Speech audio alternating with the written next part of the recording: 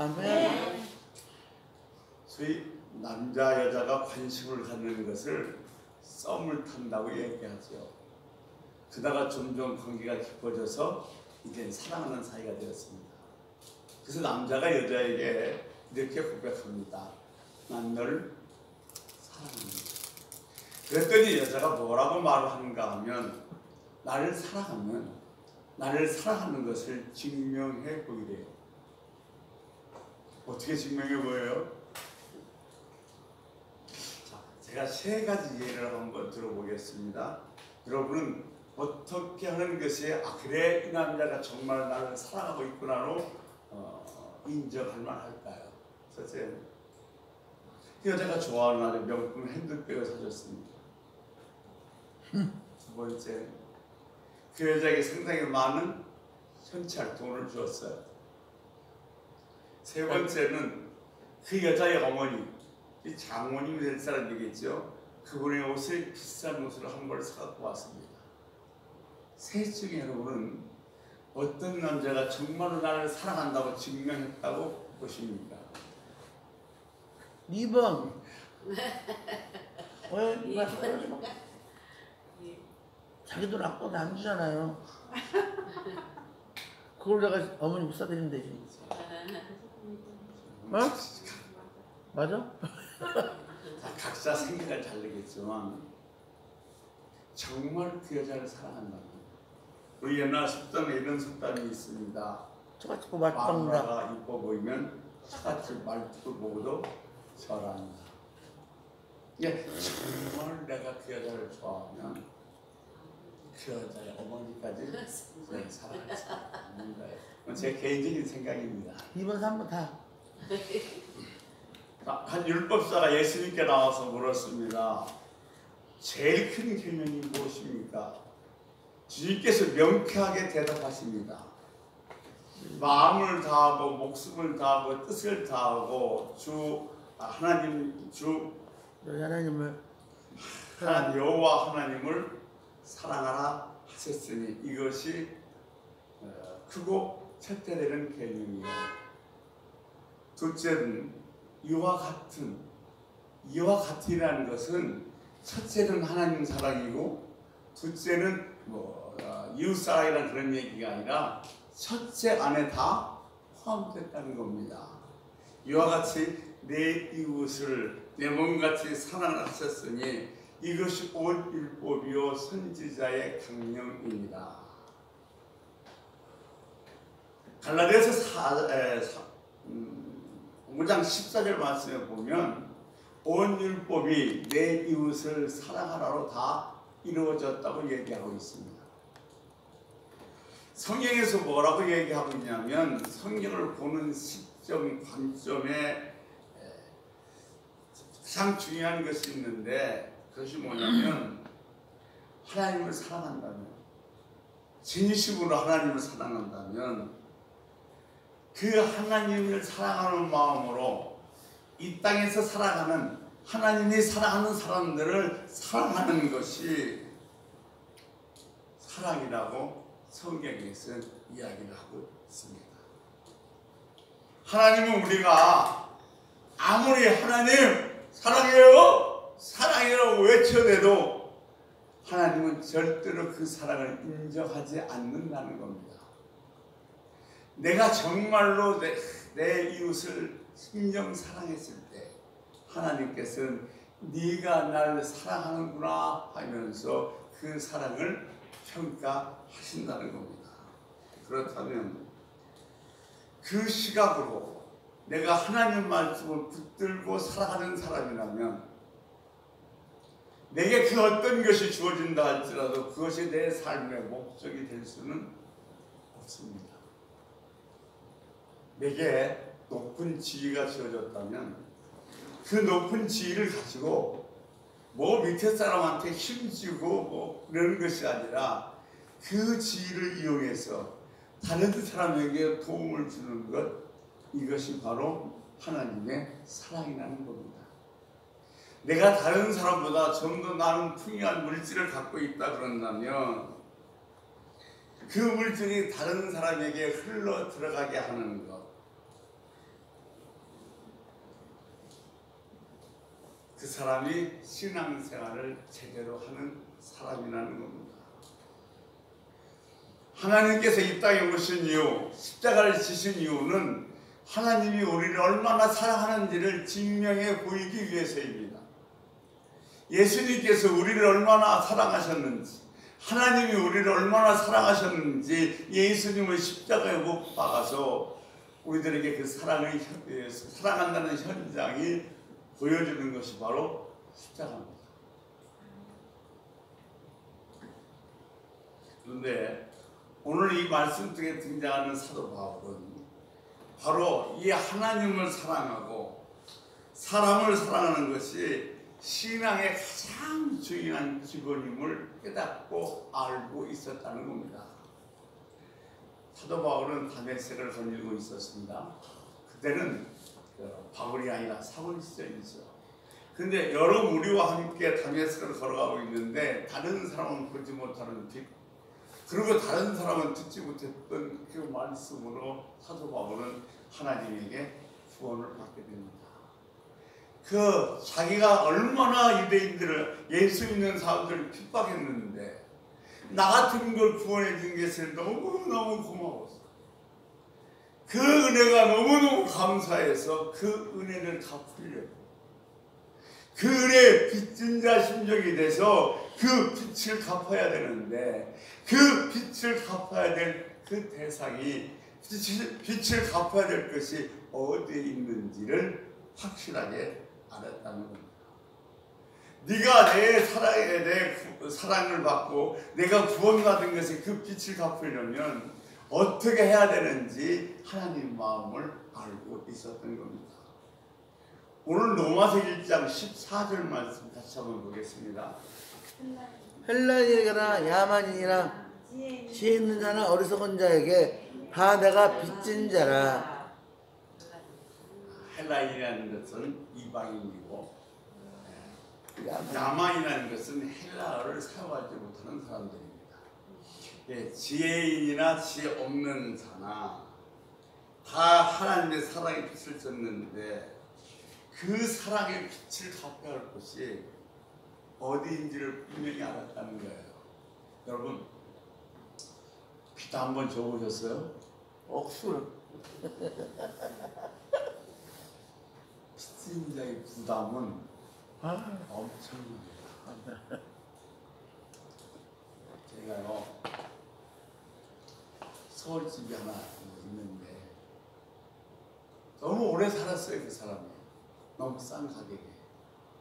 그래서 무려 7년을 살다가 그 사람이 나가서, 그 사람이 나가니까 전세 보증금을 돌려주고 원체 함부로 써서 집을 고쳐서 다시 전세를 놓기 위해서, 전세금을 빼주기 위해서 목사님들이 알아서 다 이렇게 얼마씩 뭐 3천 4천 빌려줘서 1억 2천이 되는 돈을 주고 나가게 했어요.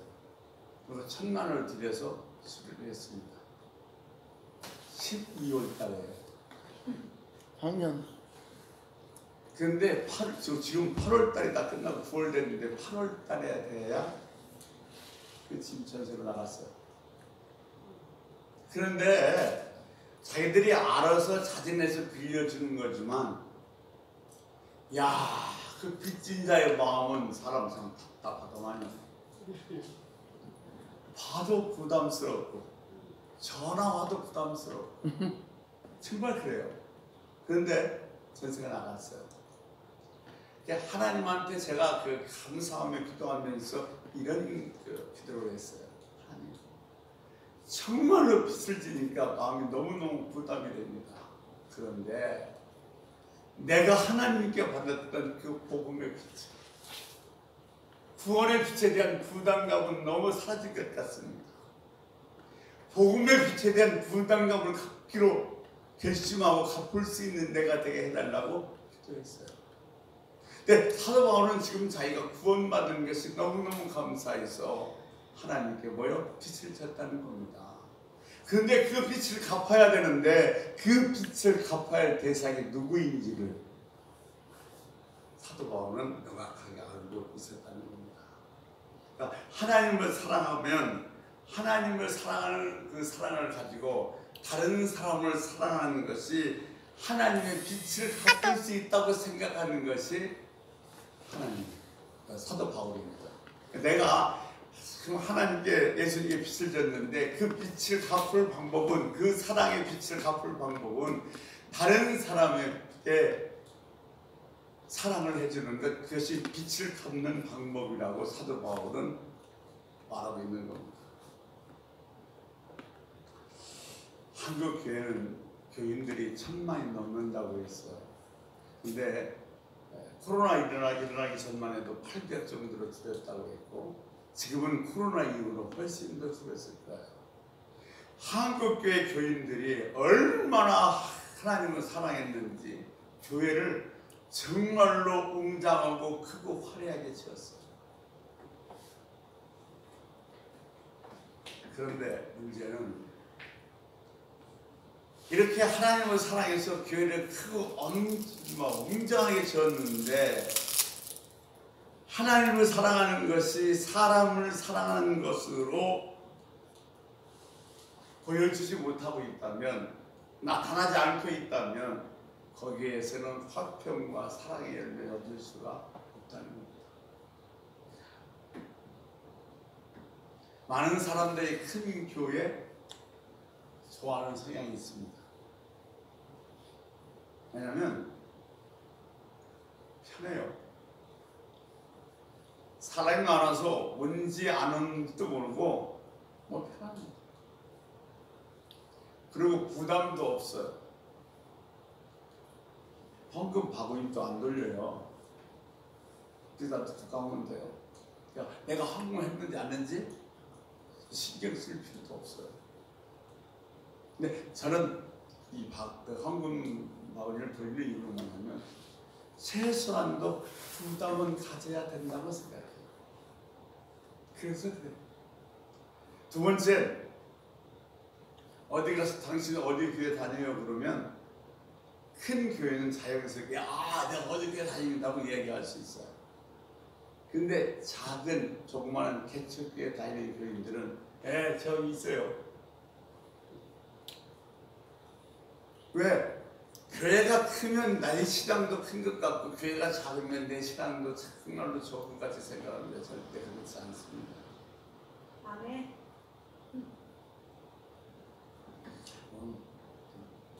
잠깐 껐으면 좋겠는데. 싫어요? 저희 아니 오늘 에어컨 얘기하는 거 아니라 이 그걸 잠깐 껐으면 좋겠다고 얘기했는데, 자, 저희 사실 우리 교회가 저는 볼 때 하나님이 무지무지하게 사랑하고 계세요. 아멘. 아니 말로 표현할 수가 없어요. 사실 저희들이 이번 목요일 날인가요? 지난 목요일 날 서울을 갔다 오다가 둘이 이런 얘기를 나눴어요. 꽤 오래됐죠. 저희들이 처음 소나타라는 차를 샀어요. 운전만 배웠지 다른 거 뭐 어디가 고장나면 어떻게 해야 되는지 전혀 알 수 없었는데, 서울을 갔다 이렇게 내려오는데 그때 마침 기흥 휴게소가 생겼어요. 새벽 그 새벽 1시쯤 됐는데 5시. 예? 5시. 새벽 5시요? 5시쯤 됐는데 누가 그 앞에 서서 자꾸만 이 휴게소가 새로 생겼으니까 들어오라고 그렇게 손짓을 해요. 그래서 우리가 가다가 그래 우리 한번 저 휴게소 들어가 보자고 휴게소에 들어갔어요. 들어가서 딱 시동을 끄는 순간 차가 주저앉아 버렸어요. 펑크난 거예요. 그렇게 조금만 더 달렸으면 이 차는 뒤집어지고 말았어요. 그런데 그 새벽에 다시째 이 타이어를 한 번도 교환해 본 적이 없어요. 근데 쩔쩔 매고 있는데 그 지나간 트럭 기사분이 오셔서 자기가 타이어를 새로 갈아주고 뭐 좀 대접하고 싶어도 괜찮다고 트럭을 다 휙 가버렸어요. 한번 여러분 생각해 보십시오. 그래서 휴게소 직원한테 물었어요. 앞에서 이렇게 오라고 실례해 주니 너무너무 고마워서. 그래서 지금 그분 어디 계시냐고 물었더니 이 밤중에 그때 무슨 사람이 서 있네요. 아무도 없대요 거기에. 근데 우리 둘이는 틀림없이 봤어요. 들어오라고 손짓하는 것을. 그래서 들어왔어요. 근데 들어와서 딱 쓰자마자 차가 주저앉아 펑크가 난 거예요. 이게 그대로 조금만 더 달렸으면 아마 사고 나서 죽었을지도 몰라요. 그리고 이거 타이어 펑크 나고 갈 수도 없는데 누가? 좋나요? 부탁도 한 것도 아닌데 자원에서 다 가로주고 그냥 자기 가버렸어요. 둘이 그런 얘기했어요. 이야, 하나님이 우리 정말로 사랑하시는가 보다. 그러니까 다 이렇게 준비해 놓으셨어. 들어오라고 쌓여놓고 트럭 사람도 준비해 놓아서 다 새로 타이어도 갈고 그래서 정말로 지금 오게 됐었어요. 그러니까 그걸 살아가면 하나님이 얼마나 우리를 사랑하시는지는 넉넉히 짐작할 수 있어요. 아멘. 정말 다시 감사했어요. 우리 교회가 정말 적지만 여러분 괜찮은 일 많이 합니다. 아멘.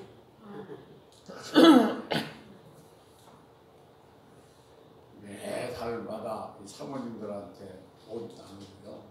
이번에 수혜가 났을 때도 많지는 않지만 모여서 수혜된 교회를 돕기도 하고요. 뭐 그런 성교회를 운영하고 있는 교회가 우리 교회예요. 그래서 어디 다녀 오산스럽게 다녀 해도 여러분 절대 창피하지 않습니다. 해야죠. 정말 하나님을 사랑한다면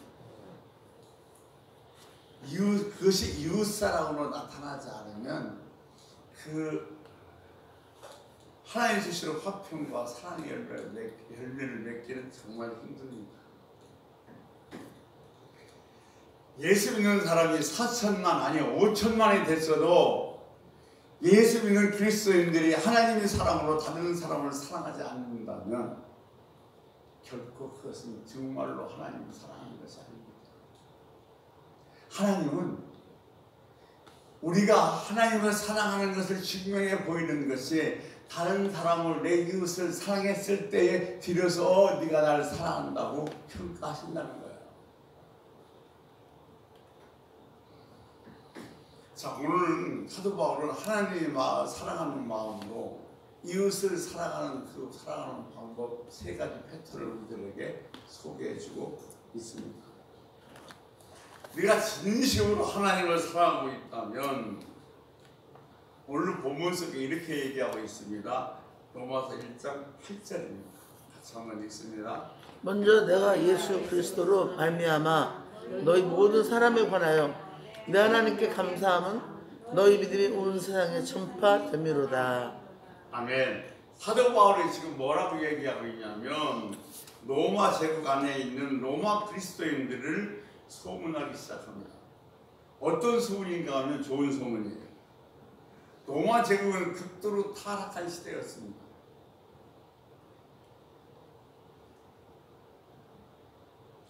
사치와 부패와 방종이 만연한 시대였고 공직자들은 부정부패로 아주 얼룩져 있었고 쾌락을 같이 즐기지 않으면 바보 취급하는 그런 시대가 바로 로마 시대였습니다. 그런데 크리스찬들은 절대로 불의와 불화와 타협하지 않았습니다. 그들은 그들과 타협하지 않고 정말로 거룩하다고 생각하는 그 길을 가고 있었을 때에 다른 로마인들은 이런 그리스도인들을 보고 뭐요? 이상하게 생각할 수밖에 없었습니다. 그래서 로마인들은 로마 안에 있는 그리스도인들을 높여주고 친송하기 시작했습니다. 그 소식을 누가? 바울이 들은 거예요. 근데 뭐라고 얘기하냐면 그 소식을 듣고 너무나 감사하고 기뻐했대요. 사람은요. 사도 바울이 그 로마에다가 복음을 전한 사람이에요. 근데 로마 교인들의 신선이 장에 아주 대단하고 인기가 점점 올라가고 있는데 이 마음속에 시기심을 느끼는 것이 아니라 감사하고 기뻐해야 돼요. 이런 얘기예요. 은혜 꼭 받아야 됩니다. 근데 은혜를 왜 꼭 받아야 되냐면 은혜 속에는 은혜를 받으면 두 가지 기쁨과 감사가 그 속에서 나오기 때문에 그렇습니다. 내 안에 은혜가 없으면 절대로 기뻐할 수 없고 감사할 수 없습니다. 기뻐해야 돼요. 지금 나의 상황과는 상관없이 기뻐할 수 있어. 누가? 내가 은혜를 받으면. 내가 은혜를 받으면 지금 나의 상황과 상관없이 뭐 할 수 있어요? 감사할 수 있어요. 그게 어디서 나오냐? 은혜라는 거예요. 그래서 반드시 은혜는 받으셔야 돼요. 꼭 받으시기를 주의로 축원합니다. 아멘. 사도 바울이 말하는 사랑은 하나님을 사랑하면 사람을 사랑해야 되는데 그 사람을 사랑하는 첫 번째 방향이 뭐냐 그랬더니 그 사람과 함께 기뻐해 주는 겁니다. 그 사람이 정말로 좋은 일이 생겼을 때, 그 사람이 대박 났을 때에 함께 기쁨이 되는 것, 그것이 사랑이라고, 이웃사랑이라고 사도 바울은 이야기하고 있어요. 우리는요, 힘들고 어려운 사람을 보면 마음이 가요. 안쓰러워요. 그래서 손도 자연스럽게 내밀게 돼 있어요. 마음이 병들어서 고민하는 사람 보면 나도 모르게 위로도 해주고 격려도 하고 싶어져요. 근데 우리가 안 되는 것이 있어요. 뭐냐면 내 동료가 나랑 같이 있는 사람이 어느 날 대박 났대. 그러면 그날 밤 잠 못 잡니다.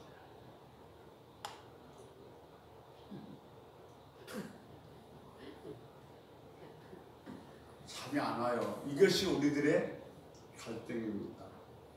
이것이 우리들의 마음이에요. 우리는 뭘 잘하냐면 슬프고 어려운 사람과 함께하는 건 잘할 수 있어요. 근데 나랑 같은 선상에 있던 사람이, 나랑 비슷했던 사람이 잘되고 대박이 나면 같이 기뻐해 줄 수 없어요. 이것이 우리들의 문제예요. 우리는 성경에 나온 요나단의 사랑을 진짜 사랑이라고 얘기해요. 왜 요나단의 사랑을 진짜 사랑이라고 얘기했을까요? 자, 진짜 사랑인 이유는, 요나단의 사랑이 진짜 사랑인 이유는 사울의 아들 요나단은 지금 결국 왕이 될 왕자입니다. 근데 어느 날 목동 출신 다윗이라는 존재가 나타나서 전쟁에서 이겼더니 많은 사람들에게 환호를 받고 인기가 올라가기 시작합니다. 그러니까 지금 이 요나단은 자기가 뭐요?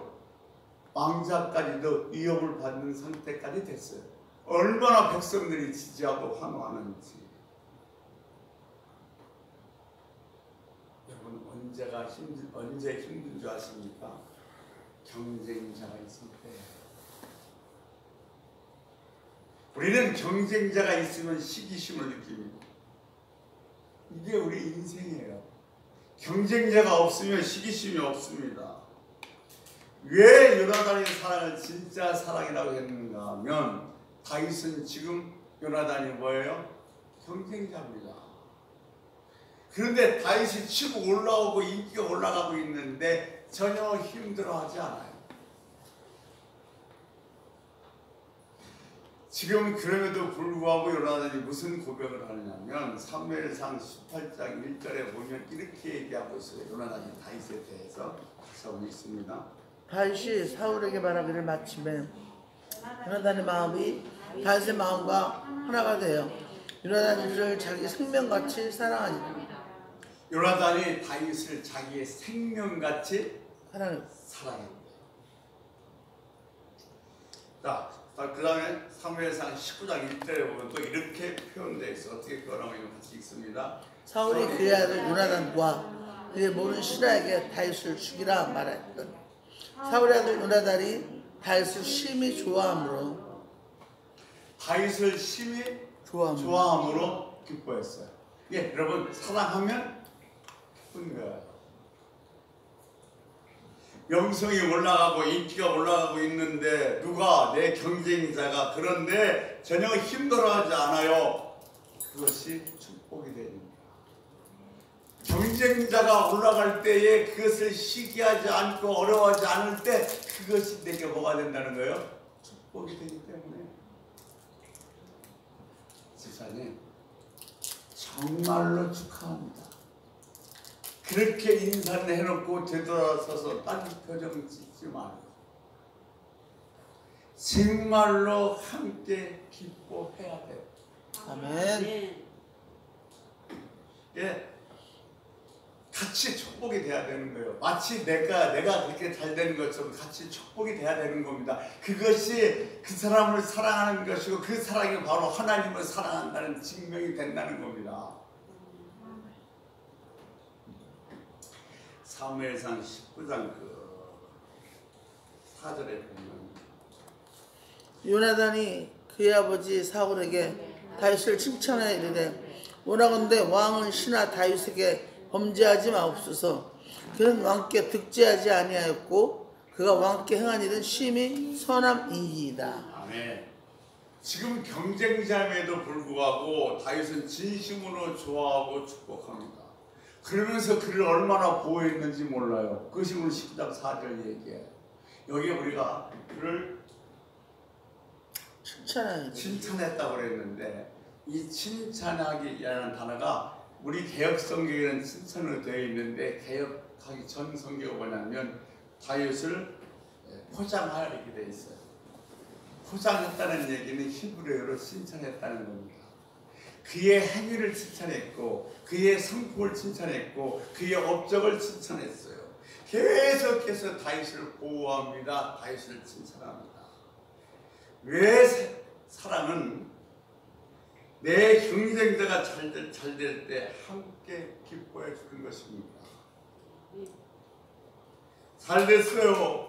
지금 내 옆에 있는 사람이 나는 지금 잘 안 됐는데 잘 됐어요. 그런데 왜 함께 기뻐해 주는 거냐면 그 사람을 통해서 하나님의 뜻이 이 땅에서 이루어졌기 때문에 그렇습니다. 나만 아니라 그 사람을 통해서도 하나님은 뭐요? 당신의 뜻을 이 땅에서 이루었기 때문에 내가 아니라 다른 사람이 잘 될 때도 함께 기뻐하고 축복하는 거예요. 지금 이 바울은 로마 교인들이요 정말로 높여주고 칭찬받고 잘 됐다는 소식이 들었어요. 그것이 무슨 농사를 잘 지어서 아니면 뭐 풍작이 졌고 아니면 정치적으로 안정돼서 그런 것이 아니라 너희 믿음이 소문냈대요. 하나님의 섭리와 계획이 너희들을 통해서 이 땅에 이루어졌대요. 그것이 기쁜 거예요. 내가 아니라 할지라도 너희를 통해서라도 하나님의 섭리와 계획이 이루어진 것 그것이 기쁜 거예요. 그러니까 그것이 하나님의 마음이고 그것이 하나님의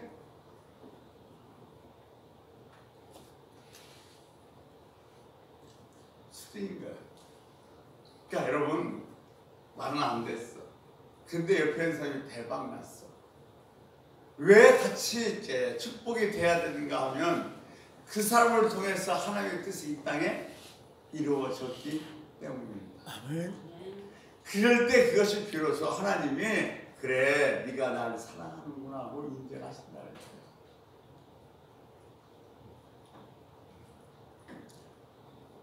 사랑하는 성도 여러분, 정말로 하나님을 사랑하신다면 여러분 삶 속에서 지금 나란히 걸어가고 있는 사람이 잘 되고 대박 날 때 축복해 주는 사람이 되시기를 주의 이름으로 축원합니다. 아멘. 자, 두 번째 로마서 1장 9절 말씀 보겠습니다.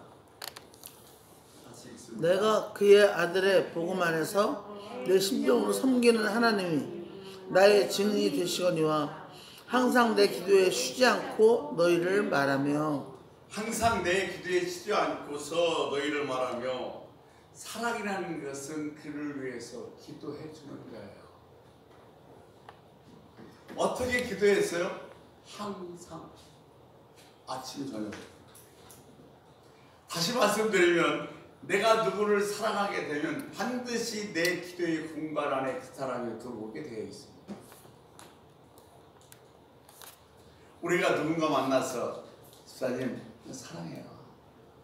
그렇게 말을 하면서도 내 기도의 공간에 그 사람이 들어와 있지 않는다면 그것은 사랑하는 것이 아닙니다. 그러니까 그 사람을 정말로 사랑한다고 얘기하면서도 불구하고 내 기도의 공간에 한 번도 들어온 적이 없다고 그런다면 그건 사랑하는 것이 아닙니다. 진짜 사랑하면 뭐예요? 기도해도. 왜 기도가 사랑일까요? 여러분, 이 바쁜 시대에 정말 시간을 쪼개서 기도한다는 것은 내 기도하기도 바빠요.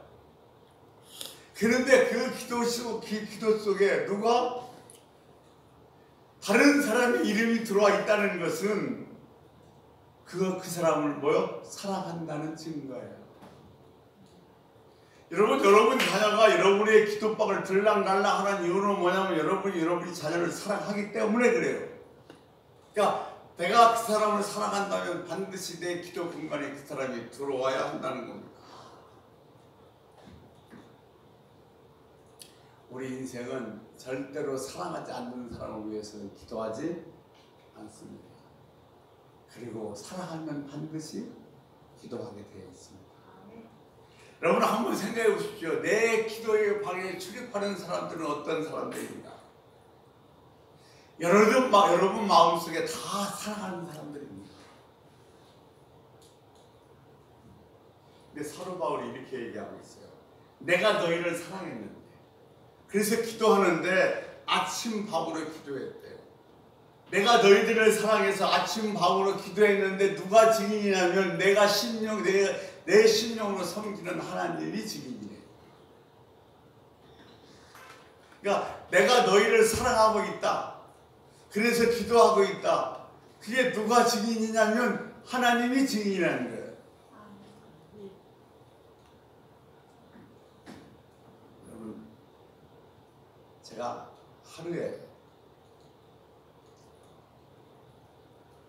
2시간, 3시간 그 정도 좀 기도를 해요. 그런데 저도 인간이에요. 어느 때는 하기 싫을 때 있어요. 몸이 그럴 때는 하루 좀 쉰다고 하나님이 뭐라고 하시겠어? 그럴 때가 있어요. 그런데 그럼에도 불구하고 다시 내려와서 기도해야 되는 이유는 뭐냐면 내가 기도를 쓰면 내 기도 속에 포함되어 있는 사랑하는 사람들에게 혹시 어떤 일이 일어나면 어떡하지? 그런 두려움 때문에 아무리 힘들거려도 쉴 수가 없는 거예요.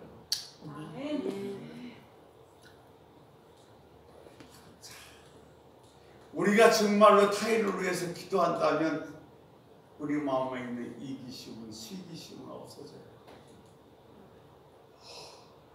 한 청년이 청년부를 담당하는 그 부목사님이 청년들이 기도할 때 아주 자기 뭐 좋은 신랑감, 좋은 신부감, 자기만의 좋은 직장, 자기만 위해서 기도하니까 여러분 오늘 우리 자기만 나만 위해서 기도하지 말고 좀 부모님을 위해서 다른 사람을 위해서 기도하는 시간을 가져봅시다. 그래서 손을 딱 잡고 같이 막 기도하기 시작했어요. 한 청년이 이렇게 기도합니다. 하나님, 우리 아버지를 사랑합니다. 우리 어머니를 사랑합니다. 우리 부모님을 위해서 정말로 착하고 아름다운 며느리감 하나 주세요. 결국 누굴 위해 기도하는 거예요? 그러니까 우리가 진심으로 타인을 위해서 기도하지 않는다는 거예요. 우리의 기도는 그런 끊임없이 이기심밖에 없습니다. 지금 내가 기도하는 것이 다 다른 사람 하나도 없고 나에 관련된 것뿐이라면 우리 안에 있는 이기심은 절대로 없어지지 않습니다.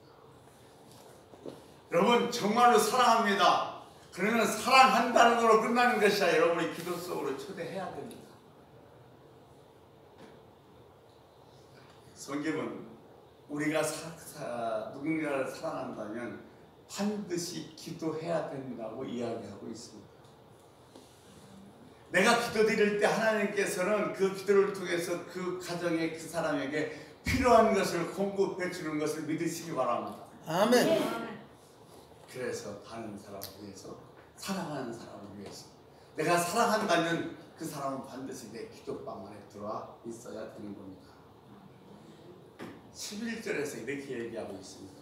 11절을 보겠습니다. 내가 너희 보기를 간절히 원하는 것은 어떤 신령한 은사를 너에게 나누어 주어 너희를 견고하게 하려 함이니. 아멘. 아멘. 사도 바울은 사랑은 뭐냐면 나누어 주는 것이랍니다. 뭐라고 이야기하고 있는가 하면 신령한 것을 하나님으로부터 받았다는 거예요.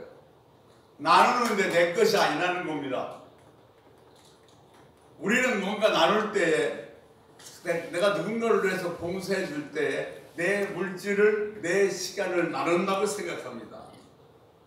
그러니까 내가 누구에게 좋은 지혜를 주고 내가 누구에게 격려의 말을 할 때도 내가 갖고 있는 지혜, 내가 갖고 있는 어떤 그런 사랑으로 말을 한다고 생각합니다. 근데 사도 바울은 그렇지 않다는 거예요. 하나님이 주신 거라는 겁니다.